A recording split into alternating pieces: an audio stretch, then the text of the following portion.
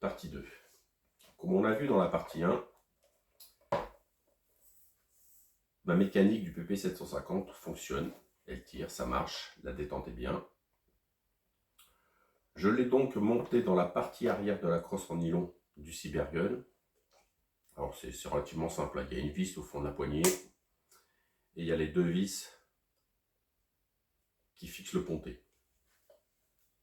C'est fixé.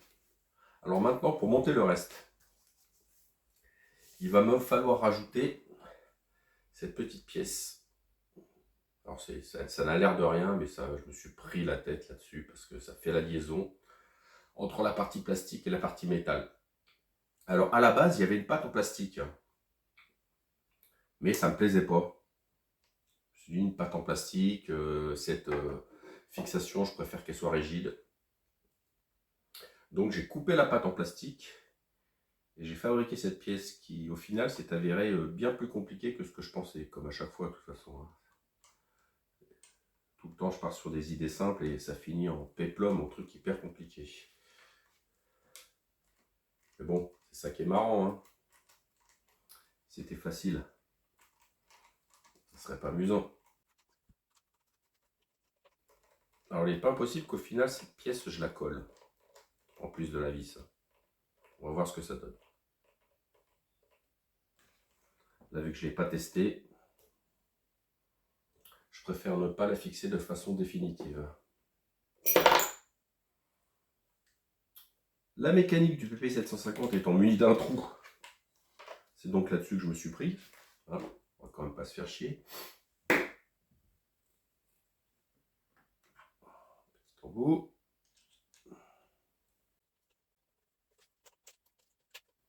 La finalité de cette pièce, en fait, c'est uniquement de fournir ce trou.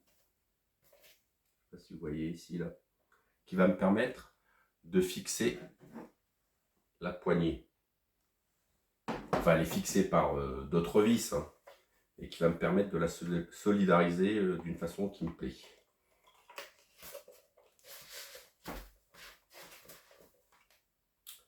Alors, de ce côté-là, j'ai tourné une petite bague. Voilà. Les rondelles.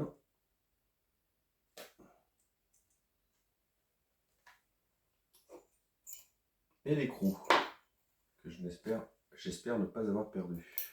Voilà.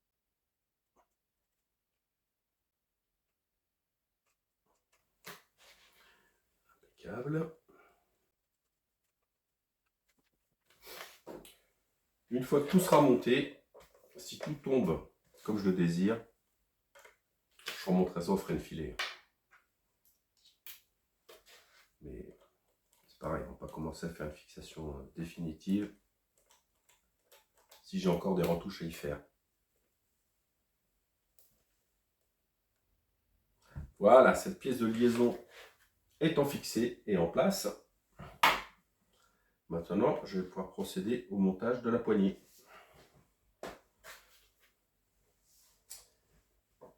Alors la poignée, c'est aussi une pièce qui m'a posé quelques problèmes. En fait, il n'y a rien qui était facile, hein, vous l'imaginez bien. Il a fallu que je fasse de nombreuses découpes pour pouvoir rentrer la mécanique du PP 750 dans l'habillage.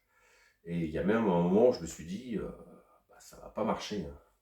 Je vais pas y arriver parce que ça touchait de partout et tout. Et la solution que j'ai trouvée pour rentrer, en fait, c'est de démonter encore plus profondément le PP 750 pour enlever le shroud de canon qui, lui, me donnait une hauteur qui ne me permettait pas de mettre la partie supérieure. Donc, je suis arrivé à démonter jusqu'au canon nu. De toute façon, je me suis aperçu plus tard qu'il aurait fallu que je le fasse quand même parce que pour faire l'épaulement, pour pouvoir mettre le canon de l'airsoft, et ça, je suis content, hein, parce que je pensais que j'allais être obligé de refaire un canon. Et au final, j'ai réussi. Hein, j'ai manchonné une pièce en alu à l'intérieur, que j'ai tourné, que j'ai alisé. Ici, j'ai un peu reculé l'épaulement. J'ai percé ici un petit filetage, une petite BTR pour le mettre. À la base, je m'étais dit, il va falloir que j'usine un canon, que je fasse une copie d'un canon de FAMAS pour recouvrir celui du PP750, et ça m'aura pris encore plus de temps. Enfin, j'ai eu de la chance, je crois que c'était la partie la plus facile, l'adaptation du canon. Alors maintenant, la poignée. Alors si j'ai rien loupé et rien oublié, normalement ça s'enclenche comme ceci. On fait ça, c'est chiant. Ici, 2 vis.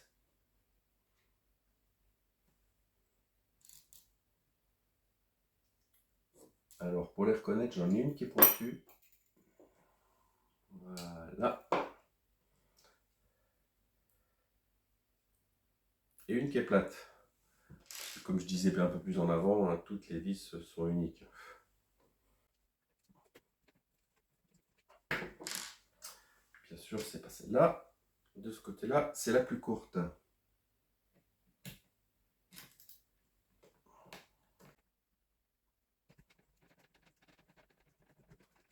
Jusqu'à présent, je dirais que ça correspond bien. Hein.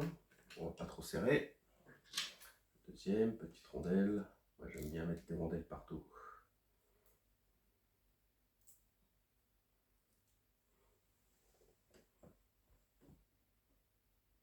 Oui, mais je me rappelle maintenant, cette rondelle-là, je ne peux pas la mettre parce que dans ma pièce en alu, j'ai fait un chambrage pour que la tête disparaisse dedans. Un truc qui ne servait à rien. Mais il n'y a que moi qui le sais, enfin vous maintenant aussi. Ça ne servait à rien, mais c'était mieux. Donc, je me suis dit, soyons fous, hein, de toute façon, vu le nombre de mois que j'ai passé là-dessus, je peux perdre une demi-heure pour faire un petit truc que personne ne verra. Il y en a plein d'ailleurs, des petits trucs que personne ne verra sur cette réalisation.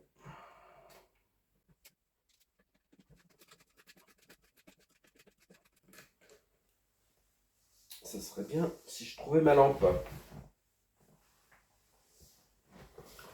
Bon bah je sais pas où elle est. Tant pis pour la lampe. Ah, petite rondelle. Et ben c'est parfait.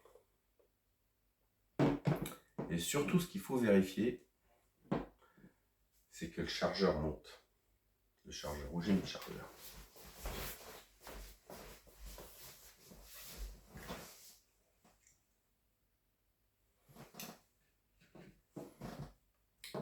Et que le levier d'armement fonctionne aussi tant qu'on y est.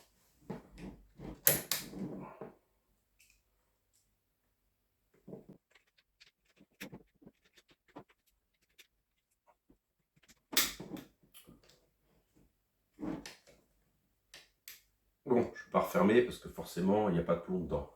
Mais il rentre. Il rentre même pas trop mal. Hein. Parce que ça aussi j'ai eu quelques problèmes pour le... Mais non, c'est nickel.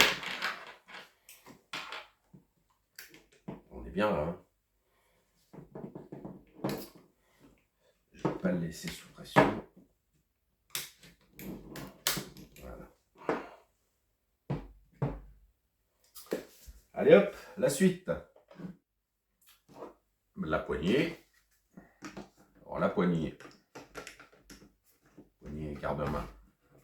Bah, elle se clipse dans les fixations d'origine. Voilà. Clic. Une petite rondelle. Un écrou.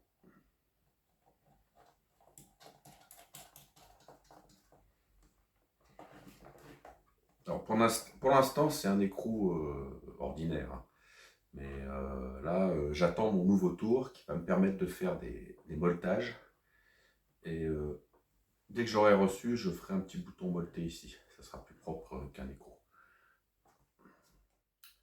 La poignée étant fixée, la suite, ça va être le montage du guidon. Alors le guidon, je vais pousser le FAMAS. Hein. À la base, je comptais mettre le guidon d'origine. Mais le guidon d'origine, après des essais faits en off, bah, ça n'allait pas pour le réglage de la visée. Autant la dérive, c'était nickel, que la hausse, au réglage maximum de ce que me permettait le guidon du Cybergun, hein, donc de l'Airsoft, j'étais 20 cm en dessous du point d'impact. Donc je me suis dit, c'est pas grave, je vais réusiner un guidon. Alors le guidon, il est constitué de 3 pièces. Cette pièce-là, qui va se fixer sur le canon. Cette pièce-là, qui se fixe sur la première, à l'aide d'une goupille et d'un boulon fileté. Et de la partie optique, qui coulisse pour le réglage de la hausse dans cette pièce-là, et que j'ai muni à son extrémité d'un bout de fibre optique. Alors la fibre optique, il y a quelques temps, j'en avais acheté 1 mètre, ça vaut que dalle. Donc pour chaque fois que je fabrique un guidon de visée ou que j'en modifie un, ben je l'utilise. C'est bien, on voit vachement mieux. Donc j'ai fait une rainure, je l'ai mis en force dedans, un petit peu de colle, et puis c'est tout, hein. Alors pour assembler cette pièce, ben c'est très simple.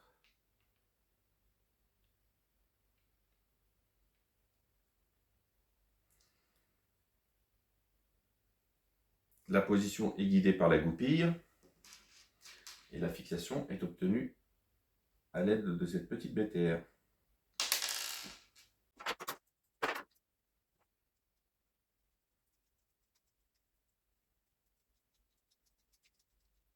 L'extrémité de cette vis dépasse légèrement l'intérieur, ce qui permettra de solidariser ma bague avec le canon, une fois que j'aurai le réglage parfait pour la visée.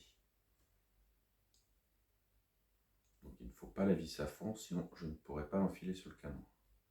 Voilà. Ma petite hausse coulissante.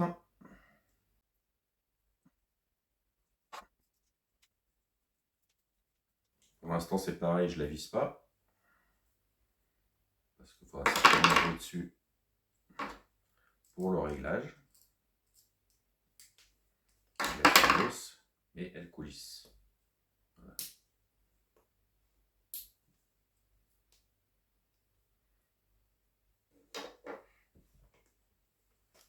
Il suffit maintenant de l'introduire dans son logement.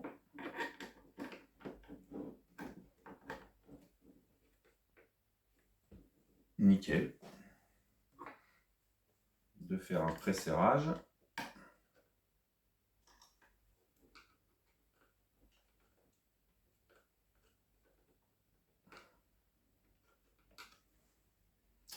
Parfait, on dirait que c'est fait pour. Et de fixer le canon. Le canon de l'Airsoft qui vient se manchonner sur le canon du PP 750 et qui lui tient en place avec une petite BTR.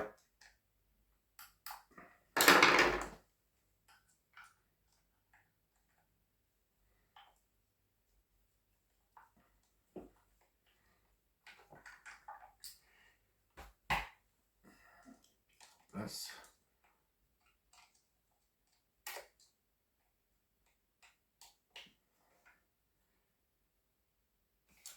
Alors, il n'y a qu'une fonction esthétique.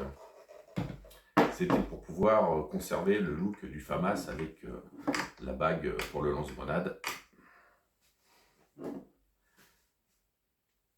Hors caméra, j'ai aussi monté cette petite pièce qui est le levier d'armement du FAMAS. Alors au départ, je ne voyais pas comment la mettre, donc j'avais abandonné l'idée. Et en discutant sur le groupe, j'aime tirer 3 petits plombs, le groupe de GG Explorer, en discutant avec des gars, je me suis aperçu que c'est vrai, ça ferait quand même bien plus réaliste avec cette poignée. J'ai réussi à la fixer, ce n'était pas très simple, il faut bien le reconnaître. Mais elle est en place et elle ne gêne pas. Donc, let's go, hein. Il n'y a plus qu'à.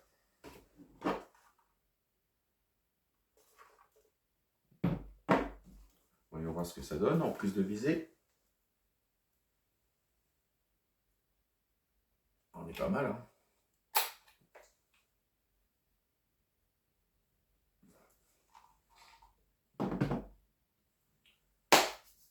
Maintenant, la bête étant montée, je vais attendre qu'il ne pleuve pas, parce qu'en ce moment, bien sûr, il pleut comme partout. Et dès que la pluie s'arrête, on va passer aux essais de tir de mon petit stand à l'extérieur. Allez, on se retrouve dehors.